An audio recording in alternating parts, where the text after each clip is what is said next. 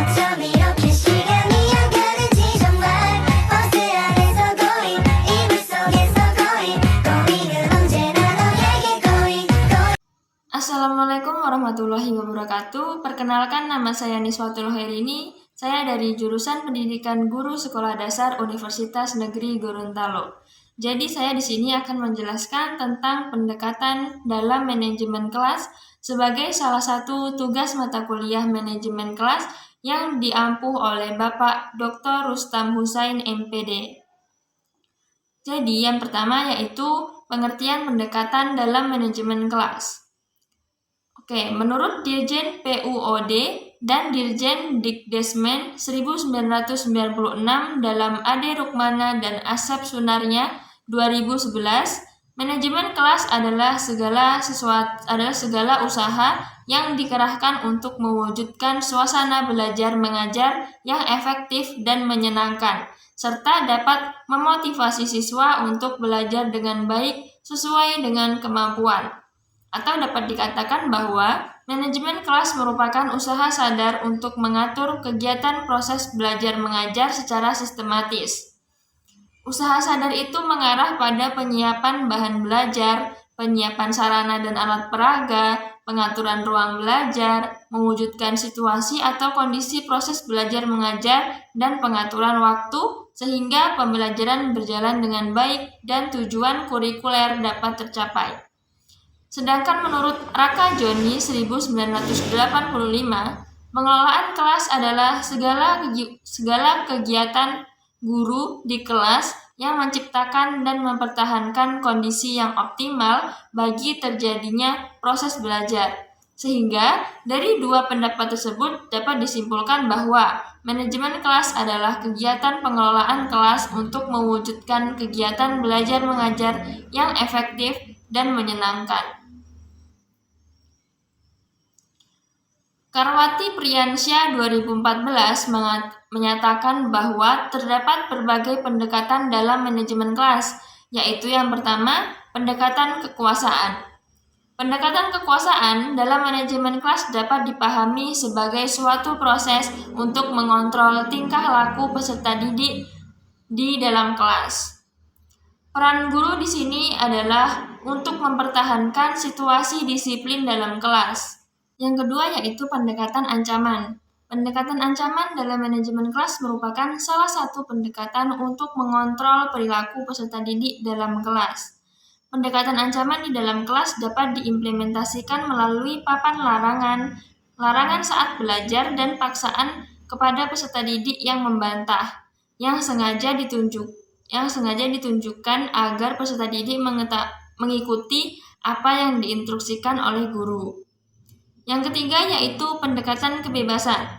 Pendekatan kebebasan dalam manajemen kelas dipahami sebagai suatu proses untuk membantu peserta didik agar merasa memiliki kebebasan untuk mengerjakan sesuatu sesuai dengan apa yang ia pahami dan ia inginkan, tanpa dibatasi oleh waktu dan tempat. Kemudian yang keempat, pendekatan resep. Pendekatan resep dalam manajemen kelas dilaksanakan dengan memberikan satu daftar yang dapat menggambarkan apa yang harus dan apa yang tidak boleh dikerjakan oleh guru dalam mereaksi semua masalah atau situasi yang terjadi di dalam kelas. Kemudian yang kelima, pendekatan pengajaran. Pendekatan pengajaran dalam manajemen kelas didasarkan atas suatu anggapan bahwa pengajaran yang baik akan mampu mencegah munculnya masalah yang disebabkan oleh peserta didik di dalam kelas. Kemudian yang keenam, pendekatan perubahan tingkah laku. Pendekatan perubahan tingkah laku dalam manajemen kelas diartikan sebagai suatu proses yang mengubah tingkah laku peserta didik di dalam kelas. Kemudian yang ketujuh, pendekatan kerja kelompok. Pendekatan kerja kelompok dalam manajemen kelas memandang peran guru sebagai pencipta terbentuknya kelompok belajar yang berada di dalam kelas.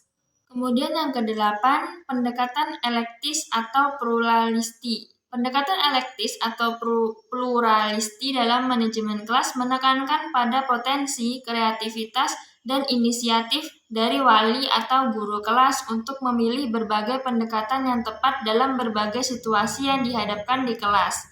Pendekatan elektis disebut juga pendekatan pluralistik, yaitu manajemen kelas dengan memanfaatkan berbagai pendekatan dalam rangka menciptakan dan mempertahankan kondisi belajar yang efektif dan efisien.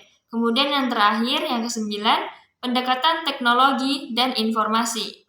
Pendekatan teknologi dan informasi dalam manajemen kelas berasumsi bahwa pembelajaran tidak cukup hanya dengan kegiatan ceramah dan transfer pengetahuan, bahwa pembelajaran modern perlu memanfaatkan penggunaan teknologi dan informasi di dalam kelas. Kemudian kedua yaitu penjelasan tentang pendekatan instruksional. Pendekatan instruksional adalah pendekatan yang mendasarkan kepada pendirian bahwa pengajaran yang dirancang dan dilaksanakan dengan cermat akan mencegah timbulnya sebagian besar masalah manajerial kelas.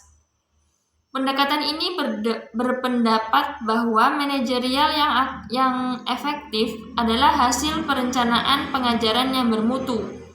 Dengan demikian, peranan guru adalah merencanakan dengan teliti pelajaran yang baik, kegiatan belajar yang disesuaikan dengan kebutuhan dan kemampuan setiap peserta didik.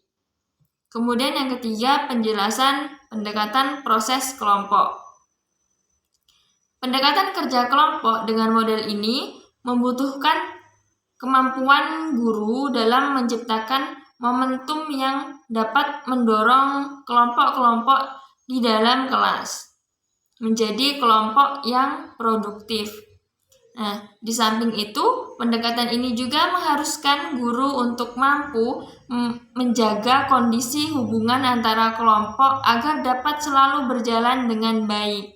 Menurut Syaiful Bahri Jamarah 2021, dasar dari grup process approach ini adalah psikolog sosial dan dinamika kelompok yang mengetengahkan dua asumsi sebagai berikut. Yang pertama, pengalaman belajar di sekolah bagi peserta didik berlangsung dalam konteks kelompok sosial.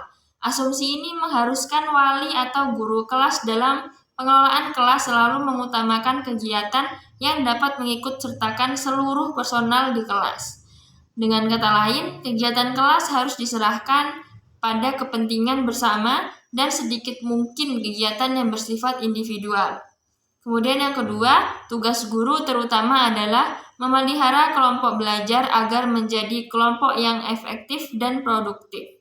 Berdasarkan asumsi ini, berarti seorang wali atau guru kelas harus mampu membentuk dan mengaktifkan peserta didik bekerja sama dalam kelompok atau biasanya disebut dengan group studies. Hal tersebut harus dilaksanakan secara efektif agar hasilnya lebih baik daripada peserta didik belajar sehari-hari atau produktif. Kegiatan guru sebagai kelompok antara lain dapat diwujudkan berupa regu belajar atau team teaching yang bertugas membantu kelompok belajar. Kemudian yang keempat, pengertian pendekatan sosio-emosional. Pendekatan sosio-emosional dalam pengelolaan kelas merupakan suatu proses menciptakan iklim atau suasana emosional dan hubungan sosial yang positif dalam kelas. Artinya, ada hubungan baik yang positif antara guru dan peserta didik serta hubungan antar peserta didik. Di sini guru adalah kunci terhadap pembentukan hubungan pribadi itu dan peranannya adalah menciptakan hubungan pribadi yang sehat. Pendekatan sosio-emosional akan tercapai secara maksimal apabila hubungan antar pribadi yang baik berkembang di dalam kelas. Hubungan tersebut meliputi hubungan antara guru dan siswa serta hubungan antar siswa. Di dalam hal ini, guru merupakan kunci pengembangan hubungan tersebut. Oleh karena itu, seharusnya guru mengembangkan iklim kelas yang baik melalui pemeliharaan hubungan antar pribadi di kelas. Oke, mungkin itu saja yang bisa saya sampaikan. Semoga video ini bermanfaat. Dan jangan lupa like, komen, dan subscribe. Wassalamualaikum warahmatullahi wabarakatuh.